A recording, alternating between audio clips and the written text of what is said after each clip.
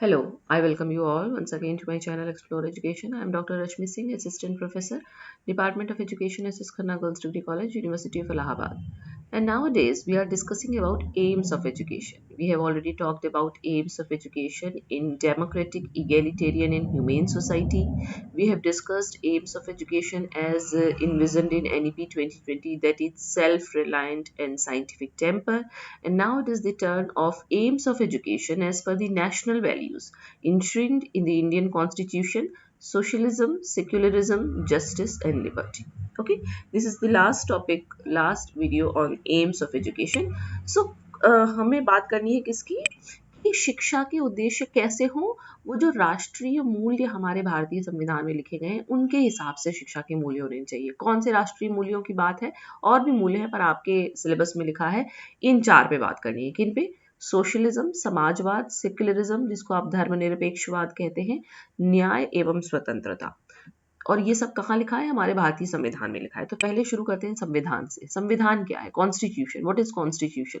आजकल तो बहुत बात संविधान की होती है, हर आदमी संविधान की दुहाई दे रहा है, सबको संविधान बचाना है, कोई संविधान बिगाड़ रहा है। तो हम लोग मतलब आप में उत्कंठा होनी चाहिए, उत्सुकता होनी चाहिए कि एटलीस्ट हमें पता हो कॉन्स्टिट्यूशन क्या है।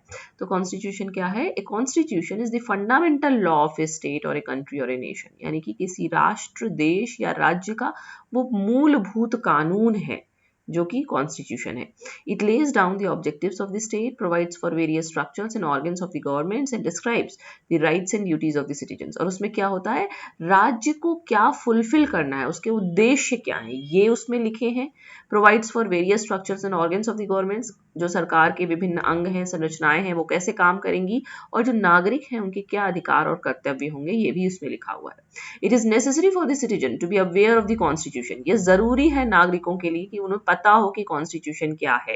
And the proper application of constitutional obligations and duties, और उनको ये भी पता होनी चाहिए कि क्या उनके ऑब्लिगेशंस हैं, क्या उनकी ड्यूटीज हैं, उनका प्रॉपर अनुप्रयोग, एप्लीकेशन उनको करना आना चाहिए।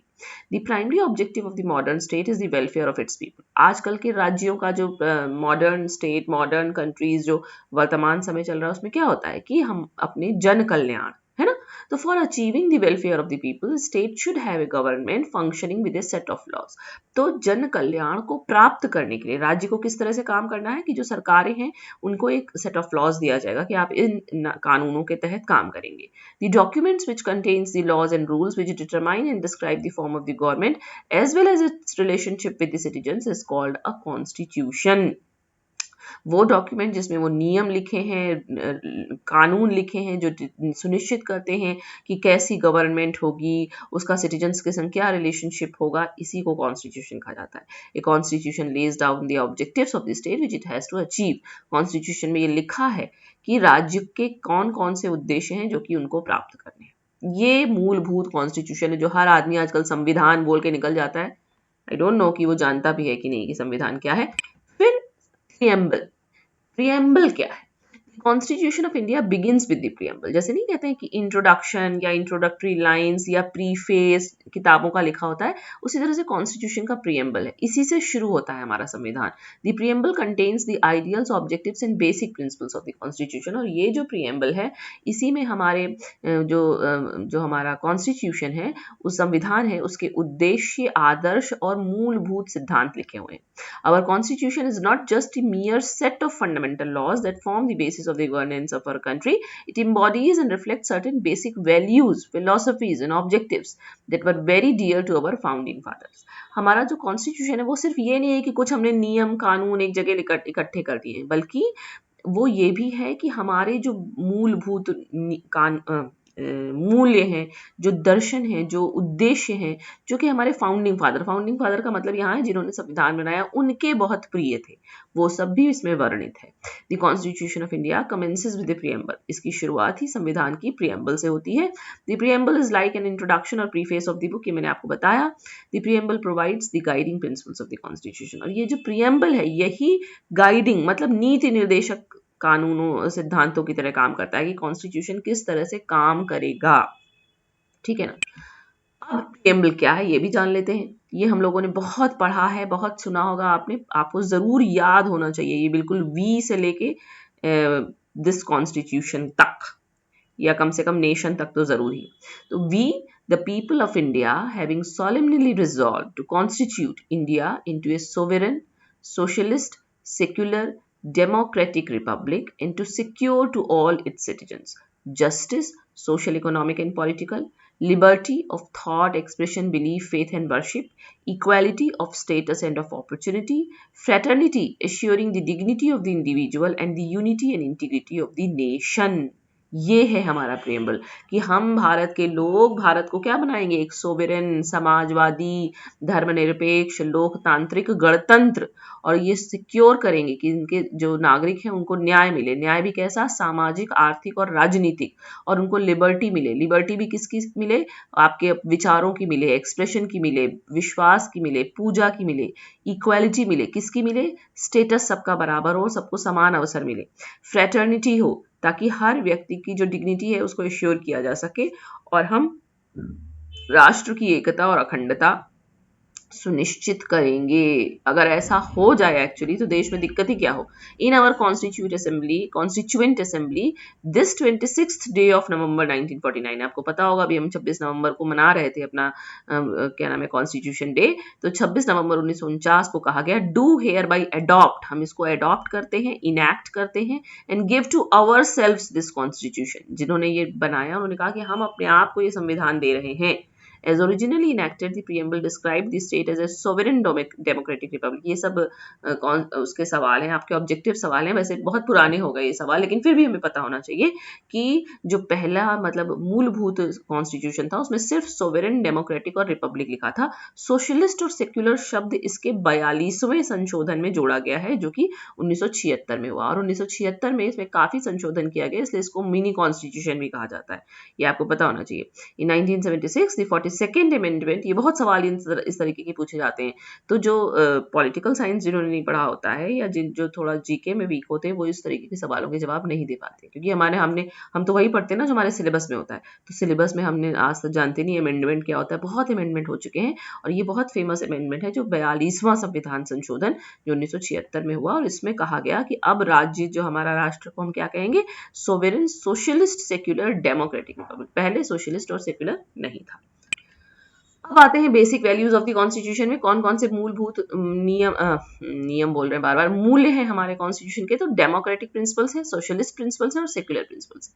डेमोक्रेटिक प्रिंसिपल्स मतलब लोकतांत्रिक जो इसके सिद्धांत है वो क्या क्या है, कि स्वतंत्रता होगी, टॉलरेंस होगा, readiness to see the others point of view. ये बड़ी बात होती है कि भाई डेमोक्रेसी है तो हमको दूसरे के पॉइंट ऑफ व्यू को भी देखने के लिए तैयार रहना चाहिए। Willingness to give and take, देने और लेने की इच्छा हो, and ability to adjust in and work with the groups. जब मल्टी कल्चरल है, मल्टी प्लूरल है हमारी सोसाइटी, तो हमारे पास ये एबिलिटी होनी चाहिए कि हम दूसरे समूहों के साथ भी एडजस्ट होकर काम कर सकें। सोशलिस्ट प्रिंसिपल्स का मतलब है कि respect for and commitment to equality in status and opportunity, maximising production and wealthy and equitable distribution of wealth. ये सबसे ज्यादा जरूरी है कि हम प्रोडक्शन तो बढ़ाएं लेकिन डिस्ट्रीब्यूशन ऑफ वेल्थ इक्विटेबल हो। ये नहीं हो कि बहुत सारा एक आदमी के पास धन है और बाकी सभी गरीब है ना। एंड सेक्युलर प्रिंसिपल्स का मतलब रेस्पेक्ट फॉर ऑल रिलीजन, सभी धर्मों को सम्मान दिया जाएगा, फ्रीडम ऑफ वर्शिप, पूजा करने की स्वतंत्रता होगी, readiness to see and manage civic affairs without reference to religion. ये बेसिक वैल्यूज हमारे कॉन्स्टिट्यूशन की हैं। अब बात करेंगे उनकी जो आपके सिलेबस में दिया है। आपके सिलेबस में हमको पढ़ना है सोशलिज्म, सेक्युलरिज्म, जस्टिस और liberty.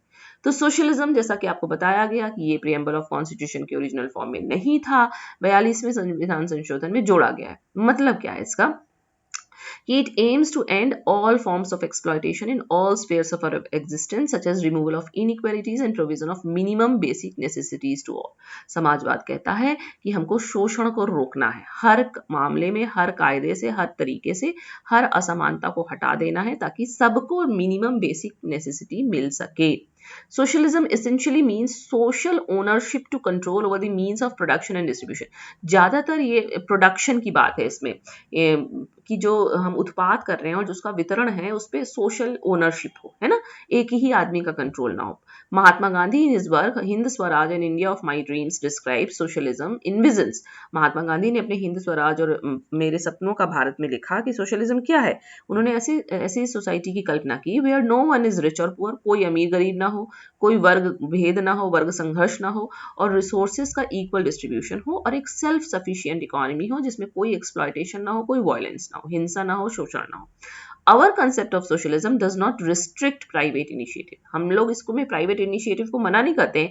However, the right to property is no longer a fundamental right but still a legal right. इसका मतलब कि संपत्ति का अधिकार अब कानूनी फंडामेंटल मौलिक आपका राइट नहीं रह गया, लेकिन कानूनी राइट ये अभी भी है.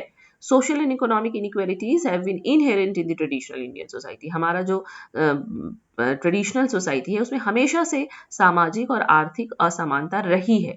इसलिए सोशलिज्म को एक कॉन्स्टिट्यूशनल वैल्यू बनाया गया जिससे कि सभी तरीके की इनइक्वालिटीज को खत्म किया जा सके और wealth and power in a few hands को रोका जा सके. ना कि कुछ ही लोगों के पास सत्ता है, कुछ ही लोगों के पास धन है. इसको रोकने के लिए सोशलिज्म को एक बेसिक कॉन्स्टिट्यूशनल वैल्यू बनाया गया. तो एम्स ऑफ एजुकेशन इस तरीके के हों कि सोशलिज्म को बढ़ावा मिले. अब सेक्युलरिज्म, ये भी टर्म बाद में जोड़ा गया है 42वें संशोधन में, ये भी पहले नहीं था. चूंकि भारतवर्ष में इतने तरीके के धर्मों के लोग रहते हैं तो सब लोग मिलजुल के रहें, सामंजस्य बना रहे, सौहार्द बना रहे, इसलिए सेक्युलरिज्म अपनाया गया. इसमें कहा गया कि India is not directed by any religion. कोई धर्म इंडिया को नहीं चलाएगा, ना ही इंडिया धार्मिक होगा, ना अधार्मिक होगा, ना एंटी धार्मिक होगा. और India allows all it's citizens, अपने नागरिकों को ये अनुमति देगा कि आप अपने रिलीजन को की प्रैक्टिस कीजिए, उसको प्रोफेस कीजिए, सब करिए जो आपका रिलीजन है. और आर्टिकल्स 25 से लेके 28 तक फ्रीडम ऑफ रिलीजन ही देते हैं भारतीय नागरिकों को. और constitutional strictly prohibits any discrimination on the ground of religion. और कॉन्स्टिट्यूशन मना करता है, स्ट्रिक्टली मना करता है कि किसी को भी धर्म के आधार पर विभेद नहीं किया जाएगा. All minority communities are granted the right to conserve their distinctive culture and the right to administer their educational institutions. सभी जो अल्पसंख्यक समुदाय हैं उनको ये राइट होगा कि वो अपने विशिष्ट संस्कृति को संभाल के रखें, कंजर्व करके रखें, सुरक्षित रखें. और एजुकेशनल इंस्टीट्यूशंस भी इसके लिए चलाए जा सकते हैं. आपको पता है बहुत माइनॉरिटी एजुकेशनल इंस्टीट्यूशंस हमारे यहाँ चलते हैं. Pluralism is the key stone of Indian culture and religious tolerance is the bed rock of Indian secularism. चूंकि बहुवाद है हमारी भारतीय संस्कृति में, तो इसलिए कहा गया कि हमको रिलीजियस टॉलरेंस होना चाहिए, दूसरे के धर्म को सहन करने की शक्ति होनी चाहिए. ये हमारे भारतीय धर्मनिरपेक्षता की बेडरॉक है, उसकी नींव है. सर्वधर्म संभाव, that is giving equal respect to all religions, is Indic civilization ethos. Indian constitution guarantees equality in the matter of religion to all individuals and groups irrespective of their faith, emphasizing that there is no religion of state itself. इसलिए कहा गया कि चूंकि सभी को हम स्वतंत्रता दे रहे हैं, सभी को हम अनुमति दे रहे हैं, इसलिए राज्य का अपना कोई धर्म नहीं होगा, ये कहा गया. तो इसी तरीके की शिक्षा दीक्षा विद्यालयों में, महाविद्यालयों में, शिक्षण संस्थाओं में होनी चाहिए. जस्टिस, न्याय की बात की गई है कि जब हम ब्रिटिश साम्राज्य से लिबरेशन चाहते थे, मुक्ति चाहते थे, स्वतंत्रता चाहते थे, तो हम सिर्फ स्वतंत्रता के लिए नहीं लड़ रहे थे, बल्कि हम अपनी सोशियो इकोनॉमिक प्रॉब्लम्स के लिए भी लड़ रहे थे. हम औरतों और महिलाओं के लिए डिग्निटी भी चाहते थे, हम अपनी गरीबी भी दूर करना चाहते थे, हर तरीके का शोषण दूर करना चाहते थे. तो इसलिए जस्टिस की बात लिखी गई संविधान में. और जस्टिस भी यहाँ क्या है, 3 तरीके का है ना, सोशल जस्टिस, इकोनॉमिक जस्टिस और पॉलिटिकल जस्टिस. सोशल जस्टिस में क्या होगा कि सारी तरीके की असमानताएं दूर हों, सबको, किसी को न्याय धन के आधार पर, अवसर के आधार पर, स्टेटस या रेस के आधार पर सबको सामाजिक न्याय मिले. फिर सबको आर्थिक न्याय मिले, यानी कि equal pay for equal work, है ना, सबको जो बराबर काम कर रहा है उसको बराबर तनख्वाह दी जाए, इसमें कोई जाति धर्म का विभेद ना हो. पॉलिटिकल जस्टिस में कि हम पॉलिटिकल डोमेन में भी सबको, इसीलिए विमेन के रिजर्वेशन की बात होती है ना, कि विमेन पॉलिटिकल में पीछे रह गई. तो ये जस्टिस की बात है. और उसी तरह से liberty was the guiding principle of the French revolution. ये फ्रांसीसी क्रांति से ये शब्द निकल के आया, liberty. American revolution and India struggle for freedom.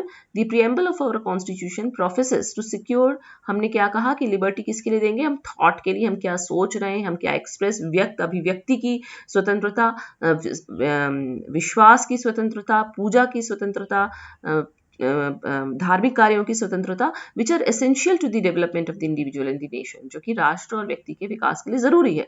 Liberty in the Indian context does not mean mere absence of restraint और domination, it is a positive concept. मतलब पॉजिटिव मतलब आपको उश्रृंखलता नहीं मिली है, आपको बर्बादी करने की स्वतंत्रता नहीं है, कुछ भी बोलने की स्वतंत्रता नहीं है जो लोग समझते हैं कि हमारा तो लिबर्टी ऑफ ये राइट टू स्पीच है, राइट टू एक्सप्रेशन है।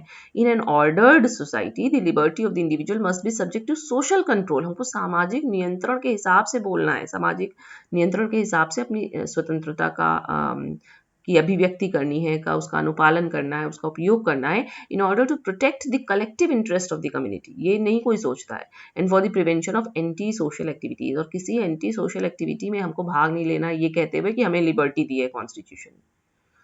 तो इस तरीके की शिक्षा दीक्षा, शिक्षा के उद्देश्य ये ध्यान में रखते हुए होने चाहिए कि हमने अपने बेसिक वैल्यूज जो हमारे कॉन्स्टिट्यूशन में है वो समाजवाद, धर्मनिरपेक्षता, न्याय और स्वतंत्रता है।